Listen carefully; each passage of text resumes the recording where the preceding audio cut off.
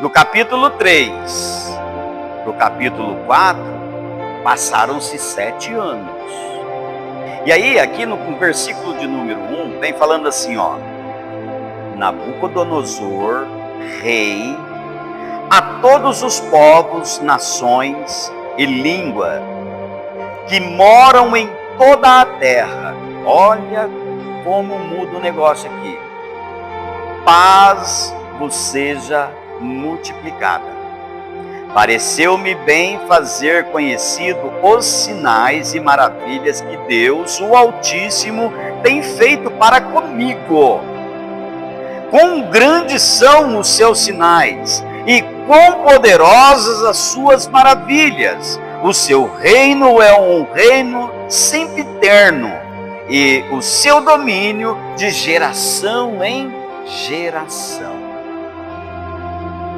Irmãos, Nabucodonosor vem agora testemunhando a grandeza, as maravilhas de um Deus Altíssimo. Nós vemos agora o rei Nabucodonosor totalmente convertido a Deus. Já não é mais aquele homem que só dava um decreto. Ele está dando agora um testemunho do que Deus fez. Aqui este capítulo 4, como eu disse para vocês, é o complemento de todos os capítulos anteriores, 1, 2 e 3. Porque agora vem testemunhando a conversão do rei Nabucodonosor. E irmãos, eu quero dizer para você, ai daquele que vai contra Deus, ai daquele que brinca com Deus, ai daquele que não leva a sério as coisas de Deus, porque Nabucodonosor não levou a sério as coisas de Deus. Ele viu toda a maravilha, toda a grandeza, viu Jesus junto com os 3 jovens lá no fogo, viu que somente Deus pode interpretar o sonho das pessoas, e agora ele testemunha, a grandeza de Deus. Nabucodonosor, estava sossegado na minha casa, próspero no meu palácio. Tive um sonho e me espantou. E estando eu na minha cama, as imaginações e as visões da minha cabeça me turbaram. Por isso, expedi um decreto para que fosse introduzido à minha presença todos os sábios da Babilônia, para que me fizesse saber a interpretação do sonho. Lá vai o rei de novo, irmãos. Lá vai o rei de novo. Aqui, presta atenção, aqui ele ainda não estava convertido. Então é assim, o versículo 1, 2 e 3, ele está testemunhando, dando uma saudação para todas as nações como um homem convertido. Ele está convertido aqui, mas ele vem contando a história do que aconteceu antes que levou ele à conversão.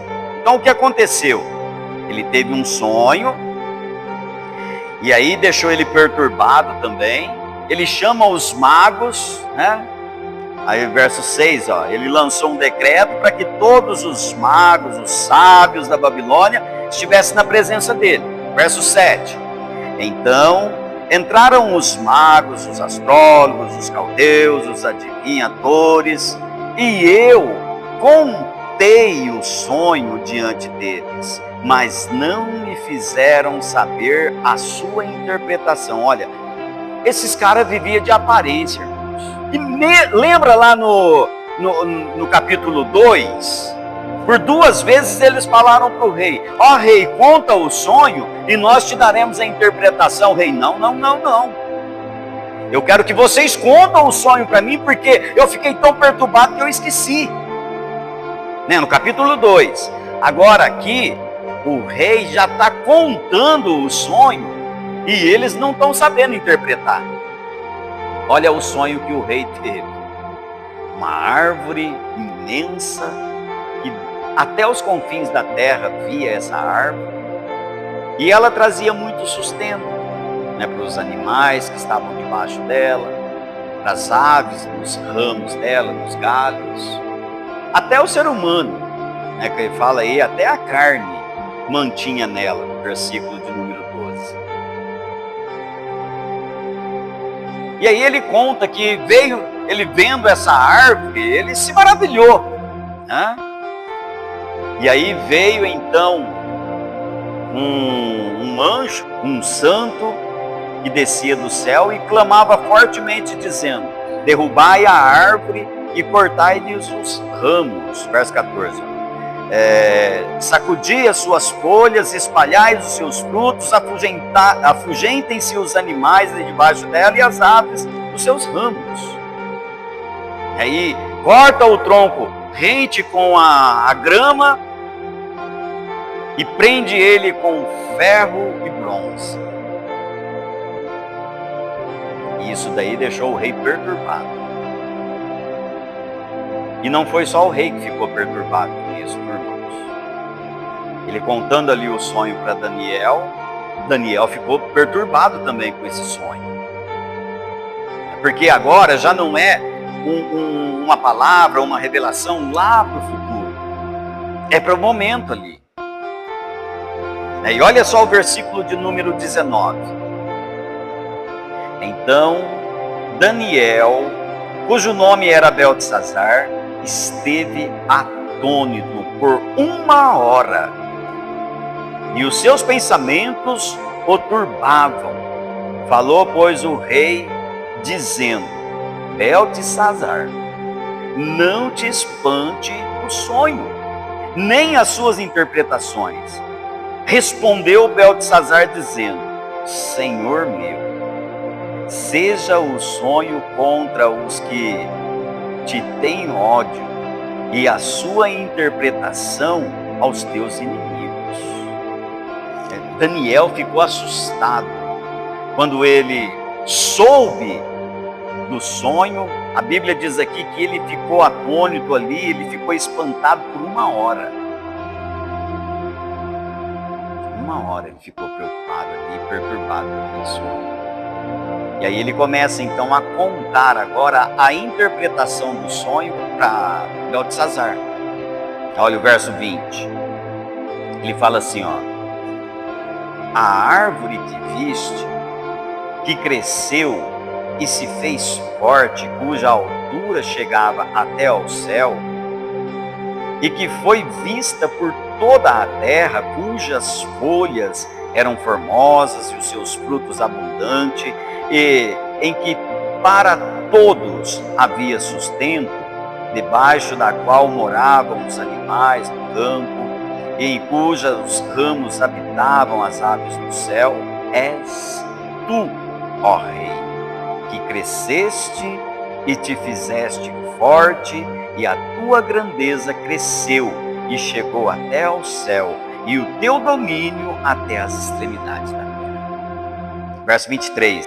E quanto ao que viu o rei, um vigia, um santo, que descia do céu e dizia: cortai a árvore e destruía, mas o tronco com as suas raízes deixai na terra, e atada com as cadeias de ferro e de bronze na erva do campo, e seja molhado o orvalho do céu, e a sua porção seja com os animais do campo, até que passem sobre ele 7 tempos.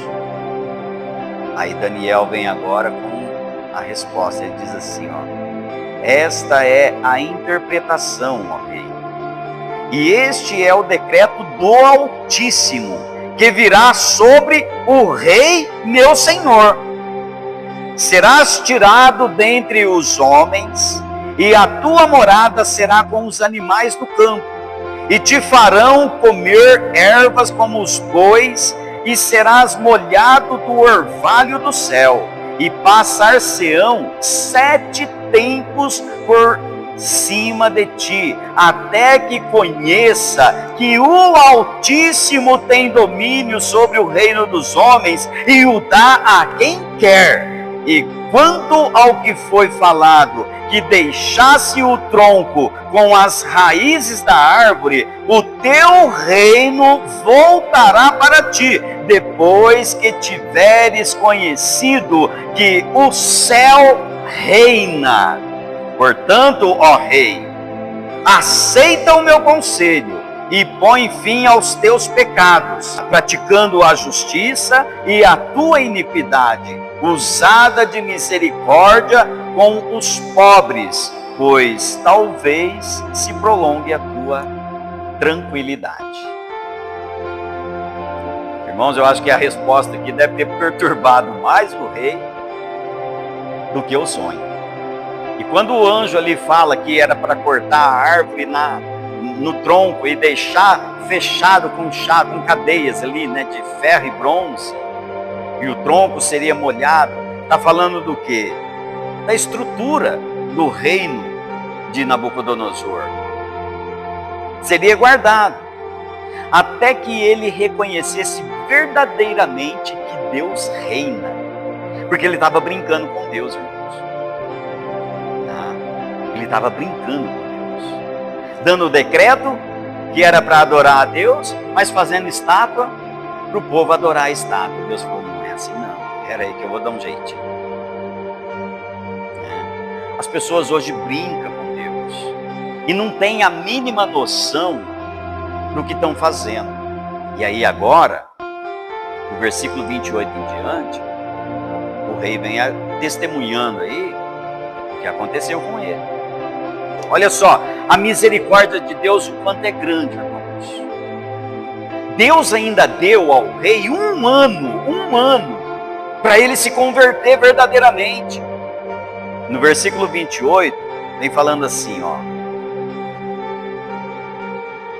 Todas estas coisas vieram sobre o rei Nabucodonosor, ao fim de 12 meses, quando passeava no palácio real da Babilônia. Então veja que nesses dois versículos está falando que depois que Daniel deu a interpretação para o rei, passou 12 meses, né? Ou seja, um ano. É o tempo que Deus deu para Nabucodonosor se consertar, se arrepender, adorar a Deus verdadeiramente. Mas ele não fez isso. Ele se exaltava, ele se engrandecia, ele deixava a soberba falar mais alto no coração dele. Aí ele vem testemunhando agora no verso 30, ó, ele fala assim: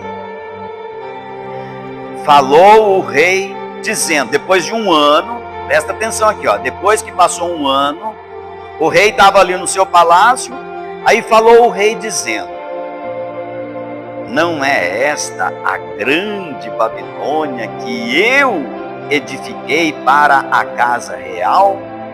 Com a força do meu poder e para a glória da minha magnificência. Ainda estava a palavra na boca do rei, quando caiu uma voz do céu. A ti se diz, ó rei Nabucodonosor, a voz falando, né? Passou de ti o teu reino, e será tirado dentre os homens a tua morada. Será como os animais do campo, farteão comer ervas como os bois, e passar-se-ão 7 tempos sobre ti, até que conheças que o Altíssimo domina sobre o reino dos homens e o dá a quem quer. Ó, palavras que Daniel falou na interpretação do sonho. E aí o rei lembrou, quando ele ouviu essa voz falando com ele, né, essa voz que veio do céu falando essas palavras, ele lembrou da interpretação do sonho. Olha o que aconteceu, verso 33. Na mesma hora se cumpriu a palavra sobre Nabucodonosor, e foi tirado dentre os homens, e comia erva com os bois, e o seu corpo foi molhado no orvalho do céu, até que lhe cresceu pelos como as penas das águias, e as suas unhas como as das aves. Mas ao fim daqueles dias, eu, Nabucodonosor, levantei os olhos aos céus e tornou-me a vir o entendimento. E eu bendisse o Deus Altíssimo, e louvei e glorifiquei o que vive para sempre, cujo domínio é um domínio sempre eterno, e cujo reino é de geração em geração. Nabucodonosor viveu 7 anos como um animal, comendo capim com os bois lá no pasto. Perdeu o sentido, ele ficou totalmente pirado, louco, né? Ficou louco. E por ele ficar 7 anos vivendo como um animal ali, os pelos do corpo dele, diz aqui que cresceu como pena de águia. Ele ficou totalmente coberto pelos pelos do seu corpo, não cortava cabelo, não rapava barba, né? não fazia ali uma higiene no corpo. Vivendo como animal, dormindo como animal, comendo como animal. 7 anos. Até que ele levou os olhos aos céus. No verso 34. Mas ao fim daqueles dias, eu, Nabucodonosor, levantei os meus olhos aos céus e tornou-me a vir o entendimento. Ou seja, a mente dele voltou ao normal, a consciência dele voltou ao normal, porque ele olhou para os Deus dos céus, ele olhou para o Senhor dos senhores, ele reconheceu que só Deus é o Senhor. E aí o que ele fez? Ele bendisse o Altíssimo e louvou e glorificou para sempre o Deus que tem domínio sempre eterno e cujo reino é de geração em geração. Ele reconheceu agora que existe um Deus verdadeiro, irmãos. O que eu aprendo com isso daqui? Enquanto a pessoa não reconhece que há um Deus que tem o controle de todas as coisas, ela vive sem juízo, ela vive fazendo coisas erradas, ela vive pensando besteira, pensando coisa errada, ela vive um pensamento totalmente distante de Deus. Olha, era para Nabucodonosor ter olhado para os céus e reconhecido Deus dentro daqueles 12 meses primeiro que Deus deu para ele. Se ele reconhece Deus no seu estado normal, irmãos, ele seria livre de viver como um animal durante 7 anos. Isso mostra para nós que a pessoa que não tem Deus, ela vive como um animal. A mente dela é uma mente irracional. Porque foi o que Nabucodonosor se tornou, um homem com a mente irracional. Foi necessário todo o povo ali, os homens daquele reino, tirar Nabucodonosor lá do palácio e levar lá para o meio do mato. Porque o cara ficou louco, ficou doido. E olha para você ver o pensamento das pessoas aí. Então, enquanto a pessoa endurece o coração e não reconhece Deus na vida dela, irmãos, ela vai sempre fazer coisa errada. No momento em que a pessoa reconhece que Deus é o único Senhor, a consciência dela volta em um estado normal. Lembra do filho pródigo? O filho pródigo, enquanto ele estava ali com a soberba no coração, aquela arrogância, aquele orgulho todo, se achando dono do mundo, ele foi parar onde? Junto com os porcos. Desejo de comer comida dos porcos. Mas a hora que ele caiu em si e reconheceu que na casa do pai dele ele tinha de tudo, e ele reconheceu: pequei contra os céus e pequei contra meu pai. A hora que ele reconheceu isso e voltou para casa, a vida dele mudou, irmãos. A consciência dele voltou ao normal. Foi o caso de Nabucodonosor. A hora que ele reconheceu que Deus Deus é o único Senhor, tudo voltou ao normal. Né? Eu quero dizer aqui algo para você, irmãos. Não se preocupe se teu filho, tua filha está afastado de Deus, está longe de Deus. Não se preocupe com aquilo que vai acontecer com ele, não. Tá? Eu quero dizer aqui uma palavra profética para você. O tronco do teu filho, da tua filha, está fechado com cadeados de ferro e bronze, reservado, guardado. Porque a hora que ele ou ela reconhecer que há um Deus todo-poderoso, Deus vai restituir, Deus vai abençoar, Deus vai prosperar, Deus vai trazer de volta. Mas a pessoa precisa cair em si. Enquanto isso, ela vai só sofrendo, fazendo coisa errada, um erro em cima do outro, e vai indo, como foi Nabucodonosor, né? Aplicando aqui para os nossos dias. Verso 35. E todos os moradores da terra são reputados em nada. Olha o rei reconhecendo aqui, ó. E segundo a sua vontade, ele opera com o exército dos céus e os moradores da terra. Não há quem possa estorvar a sua mão e lhe diga: quem fez? No mesmo tempo, tornou a mim o meu entendimento, e para a dignidade do meu reino, tornou-me a vir a minha majestade e o meu resplendor, e buscava-me os meus conselheiros e os meus senhores, e fui restabelecido no meu reino, e a minha glória foi aumentada. Olha que coisa linda, que testemunho maravilhoso, né? E olha o que Deus faz com a pessoa que endurece o coração para com as coisas de Deus, que não reverencia a Deus verdadeiramente. Deus tem a maneira dele tratar, e Ele sabe como tratar. Nós não sabemos nem como falar para os nossos filhos rebeldes, não sabemos nem como falar para aquelas pessoas que estão afastadas de Deus, mas Deus sabe como tratar, né? Deus sabe como fazer a pessoa cair em si, irmãos.